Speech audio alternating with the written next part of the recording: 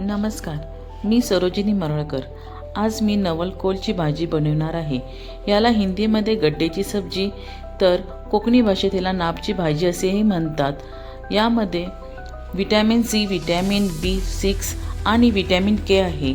या जीवनसत्वामुळे आपल्याला पाचन, फायबर, पोटॅशियम, मॅग्नेशियम मिळते, ज्यामुळे आपली हाडे आणि हृदय बळकट होण्यास मदत होते।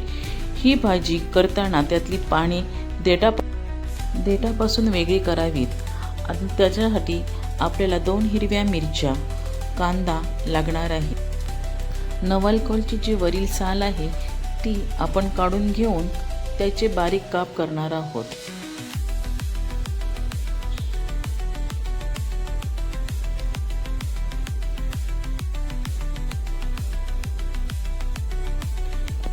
कांद्याचे बारीक काप, 2 हिरव्या मिरच्यांचे बारीक तुकडे घेऊन आता आपण हिरवी मिरची, बारीक चिरलेला कांदा, नवलकोलच्या भाजींचे तुकडे हे सर्व आपण एका भांड्यामध्ये घेऊन एकत्र शिजवणार आहोत।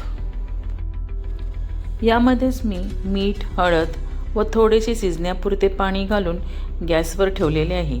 गोव्यातील बहुतेक भाज्या याच पद्धतीने करतात।